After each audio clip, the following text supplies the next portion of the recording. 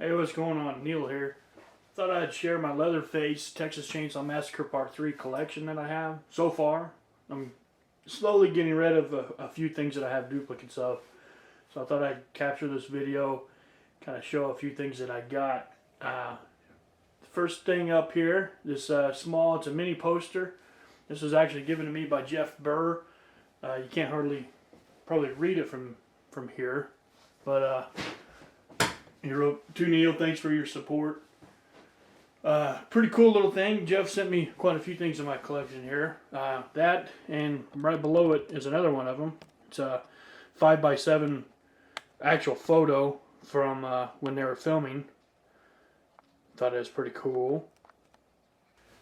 Then up here on that top shelf, actually, I think I just sold this saw today to a gentleman that's been looking at it for a while. That's my Tinkerbell Special. It's a little different from my regular Excalibur saws, but there it is in all her glory. She's been up there for a while. I kind of fell in love with it and didn't want to sell it.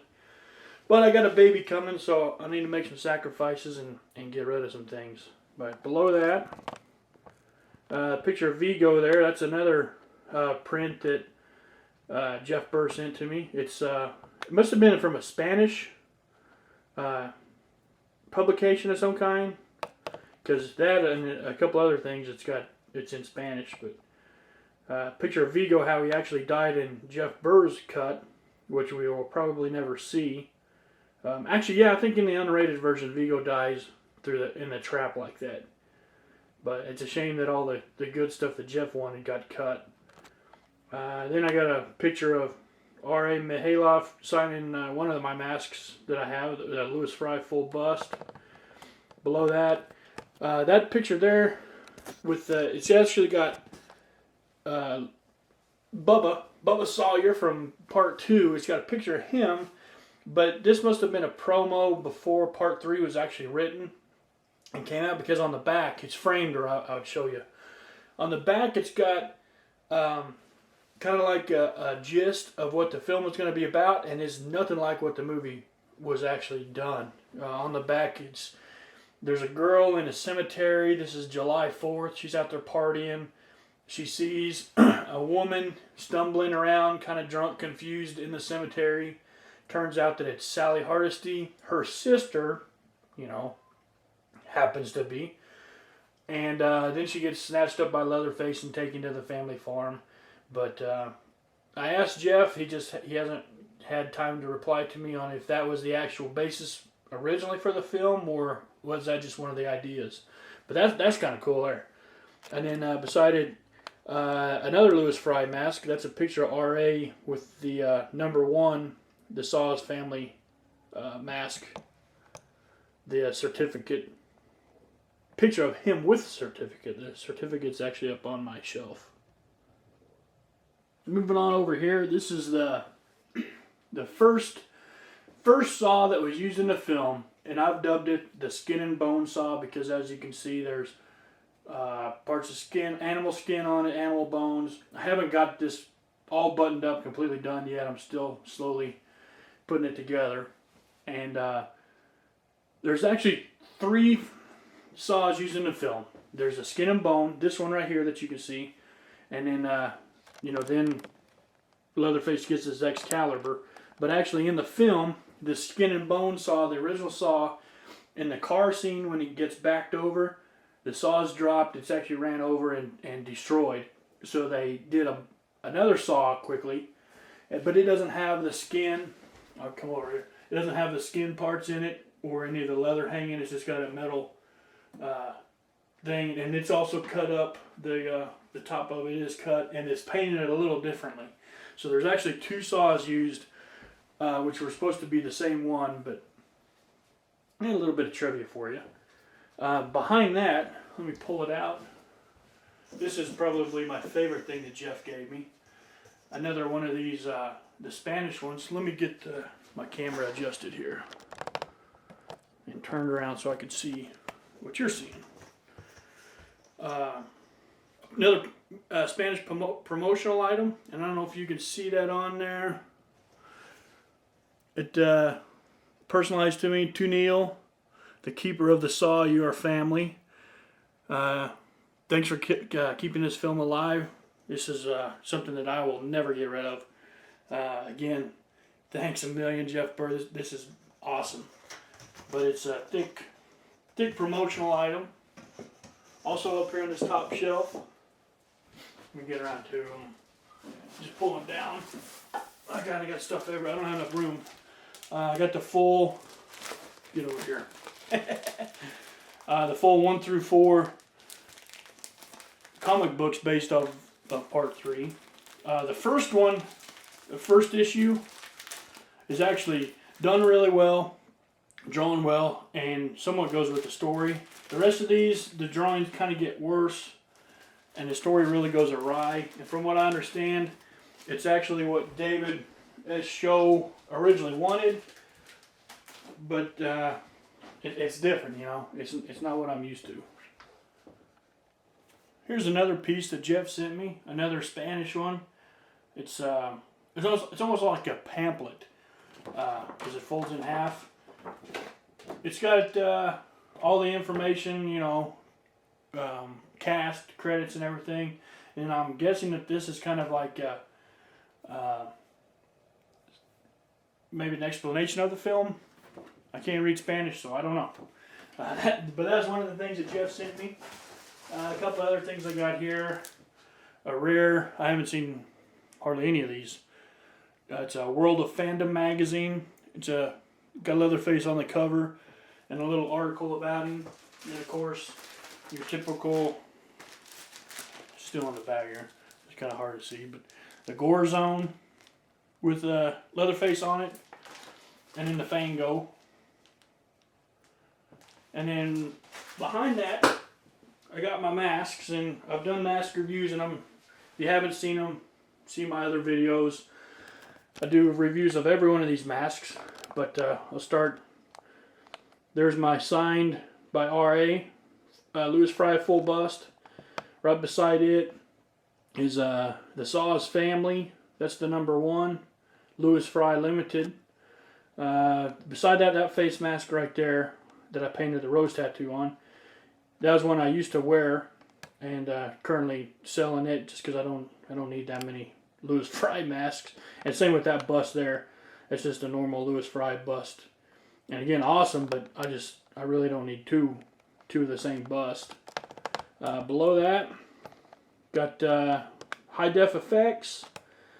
There is the one with the teeth and the eyes. That's Bob Simpson version 2, along with the face mask beside it. And that's the Bob Simpson Jr., the version 1. Those are all #1s right there, including the high def. Below that, that's one of my prototype aluminum bars. They're changing. I'm getting them totally redone. The font I've nailed at this time, but that's just a prototype I did in aluminum. And more to come on that later. There's Distortions Unlimited full bust next to a Distortions Unlimited face mask. Then there's Dementia and SPFX #1. And hidden in there, I'm going to have to get in front of the camera again and show you. I got some limited rare, couple bumper stickers. Promotional bumper stickers that came out in 89 or 90. Kind of cool. Got a couple of those. Of course, the Jim Manzi, the soundtrack. This is all the what would you call it? Motion picture score. The score of the film. And then here's still sealed up in an old school box, if I can get it out of there. There's the Leatherface soundtrack. And still sealed. I'm going to leave it like that. That's the one with the music from the film. But I just scored that a couple weeks ago. That's pretty cool. I hadn't seen one. I've seen it actually, you know, just the CD open, but I've never seen one completely with the box as well. So that's something that I'm very proud of as well. A couple more things I got to get off the top shelf here, because it's a little easier to show you. That is the dog spike. This one actually came off Jason Guy's screen use chainsaw. One that we believe is probably the stunt saw. I'm going backwards here, so if I go off the screen, I apologize. But that's a dog spike off of the actual real Excalibur. It's not the big ones, like I said, because it's, from what we think, it's the stunt saw, but it came from the saw. The actual certificate of the Louis Fry, the Sauce family, the #1 face mask. Here it is. I found this a while back. I looked for a long time trying to figure out what machine this is that Leatherface used. I finally figured it out. It's a VTech something or other. I have 2 of these. I have one brand new with the box, still in the box that I hated to tear up. So one of my buddies, Lance Allen, he had an extra one of these, and he's the one that actually kind of melted it and made it look like the film. Then I added the circuit boards. He did some of the wires, I did some, but that's a working, exactly like the film, little toy, Leatherface toy, that, you know, has the clown and the food. But it's pretty cool. And another guy, forgive me, whoever you are, I can't remember your name or who you were, but this is not the actual, but one of the lights that Michelle used when the car broke down. You know, it's flashing in the back. Let me see if I can make it flash.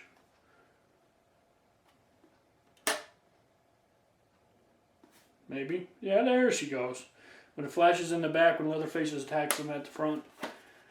Working, it's a Rayovac workhorse is what it is, but a guy sent that to me because I'm a big Texas Chainsaw 3 collector, so like I said, I appreciate it. I just don't remember the guy's name that sent it to me, but thanks, man. That's a mini poster. That's one of the originals. Mini poster's not a reprint.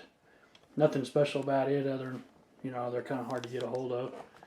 Then I got some signed, look at that lint flying around. Some signed promo pics from RA. That one, going down there. Some of these I got duplicates of. I'm actually going to give away if I can ever reach enough fans on my Facebook page. But all those are signed by RA. This is pretty cool. It's a cell from the film. When I bought it, it was advertised as a cell from the original film, and it would be a major scene. When it arrived, actually looking at the film, it's actually of the trailer, and it's of the title where it shows Leatherface's face, and it says Leatherface across.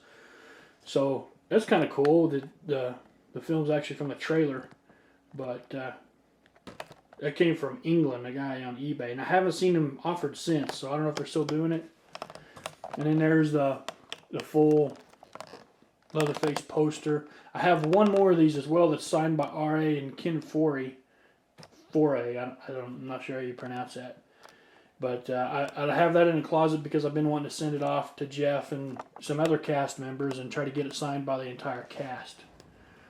And then, up top, the very last thing, the piece of junk Addison Mourier mask, which is on eBay now, and if it doesn't sell, then it's going to go in the trash because it's terrible, and I don't like it, and it looks like crap with the rest of my masks. So there you have it. One more little tidbit bonus, kind of a bonus on the end of it, on my end of the video here. This is so far I'm not quite done with it, but the last revision of the Excalibur chainsaws. I've done my prototype, which finding out now I was pretty damn close on getting, and then I started doing a different method, which is close, very close as well. And then I offered a workhorse, and a customer kind of talked me into it. A couple of them did, to kind of give it more protection, even though I wasn't really 100% agree with the whole deal because it didn't look like, it wasn't done like the real saws. So this is it. This is a display saw. It's not clear coated or anything. It's done exactly like the real ones was done. So you're not going to get any closer to the real deal than these saws, especially once they're done, especially once my engraved bars are on it. But that's the number 5, and it's my personal saw, but once it's done I'll probably throw it up there for sale as well. But there's a sneak peek of it. And I'll have a lot more info and pictures and videos once it's all complete, done. But there it is. Hope you enjoyed it. And appreciate any feedback. Thanks.